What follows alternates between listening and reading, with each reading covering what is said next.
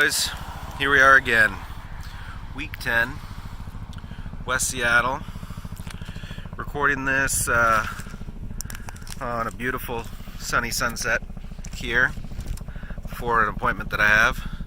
It's election day, so whatever side of the spectrum you're on, whether you're, like conservative racist asshole or a liberal snowflake who's too sensitive for their own goods, I just wanted to tell you guys that we should have a finer dialogue, be able to talk to each other. Except for when it comes to fantasy football, then we should all be assholes. So that's what I'm planning to do today. Double-digit weeks, getting down to the wire here as far as playoffs go. It's got some teams looking pretty good, some teams not looking so good. But let's get right into this thing. Week 10 power rankings. There's probably going to be people walking by, and I'm going to give them weird looks, and they're going to give me the weird looks, but we'll figure it out. Right here on the waterfront. How about these views? Number 12. Well, how the mighty have fallen here. Another disappointing week for Nick. He's 2-7. Lost this week. He's lost 2 in a row. He's down 1 spot. The champ. Just was looking back on your championship run last year, thinking about how you beat me in that first week of the playoffs and how disappointed I was in Mike Evans and everything that happened that week, and it really makes me feel good that you're losing every single game. That's what I've got to say.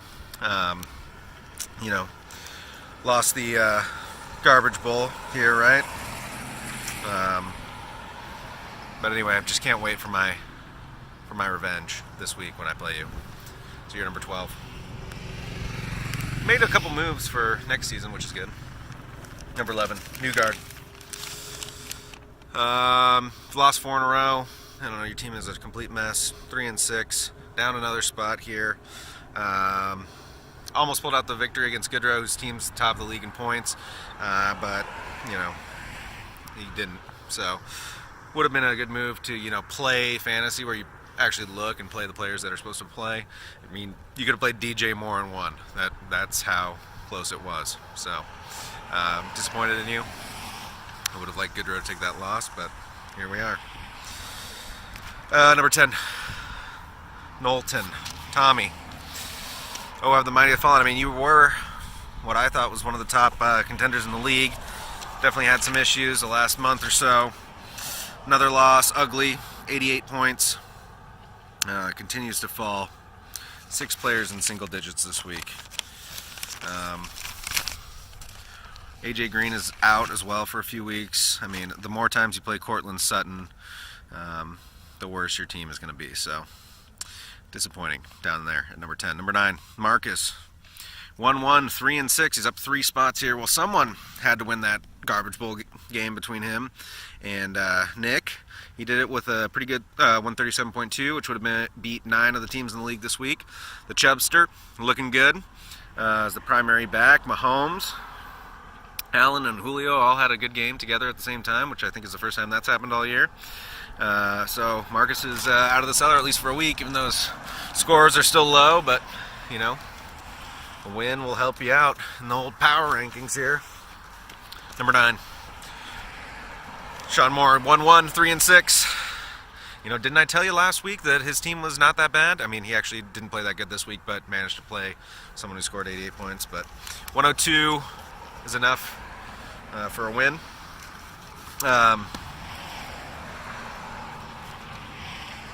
He didn't score that great, like I said.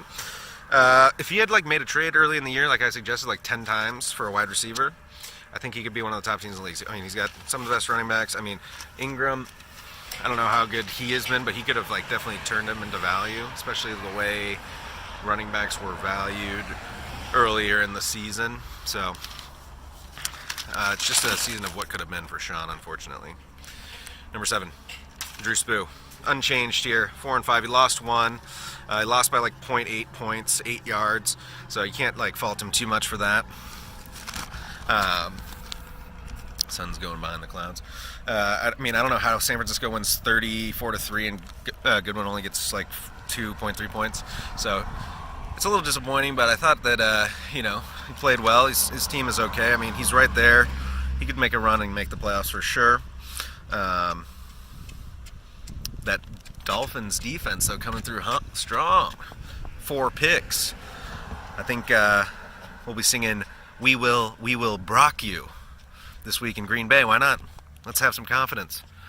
Pick off Aaron Rodgers 4 times. Then we'll really be talking.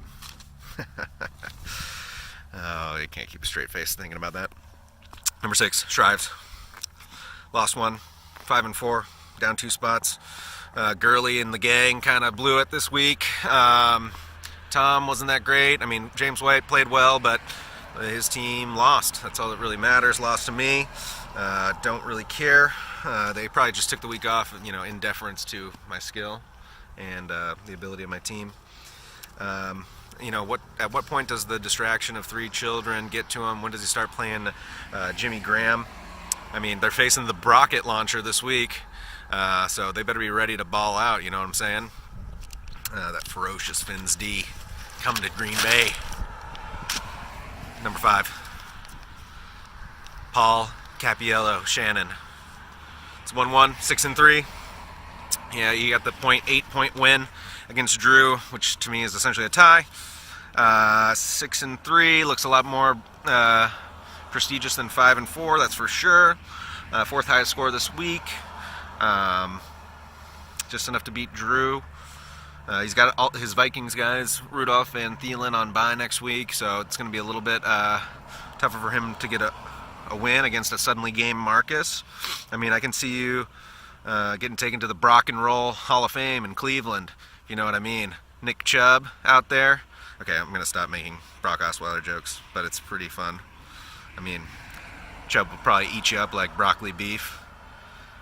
Julio. Okay, that's enough. Number 4, Droid. 1-2, 6-3. He's down 2 spots though. Still clinging to the points lead by 20 over Chapin. Put up 116 this week. Not that impressive. He had a huge bye though. He had all of his team on bye. Don't know how he still won. I mean, he had Saquon, Ertz, Mixon all on bye. So I don't know how he won. I don't even know why I have him at number 4. I should probably have him higher, but the other teams are just so good. I don't know what to do. Number 3. Well, you got what you want, Tony. Your points matter here. You lost 1, but I'm not changing your rank. How can you punish a guy for scoring 142? I mean, just because some other bastard scored 180 doesn't mean he isn't good. Gordon finally had a game that you could write home about. It's been all season, but you finally got some value out of him.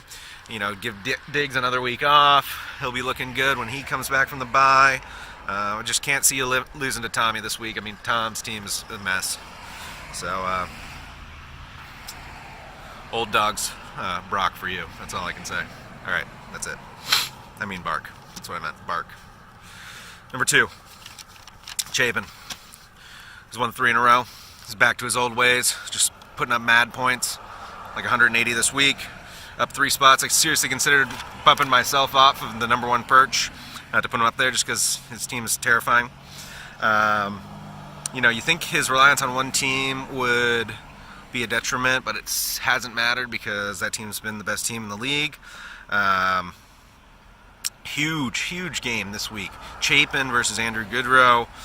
The winner could easily be number 1 in scoring and will most likely be the number 1 in the rankings no matter what happens with my team. And if Chapin outscores Andrew by 20, he'll be number 1. So that would be impressive by him. And number 1. Here we go. I mean, it's great to be king. Look at where I'm at. Look at my life. Won 5 in a row. How can you not be number 1 if you've won 5 in a row? 7-2. Another win. Tony might hate that he has to play teams every week, but that's how the game is played. Some weeks you play Chapin, some weeks you play Tom. My matchup this week is with Nick. I've been waiting for revenge for a year. Ever since that first round playoff race. If you don't remember, I scored 172 and 192 the last 2 weeks of the playoffs, which I wasn't in because I lost the first game and only scored 116. My plan is for this year to just keep winning and get a goddamn bye so I don't have to play that week. Get my revenge against Nick. Mike Evans is going to step up for me like he didn't last year. Juju, Ron, they're stepping up. Let's get a win. Victory. Week 10. If I score enough points, I'll still be number 1. Enjoy the day. whoever you're voting for, just vote. Commish out.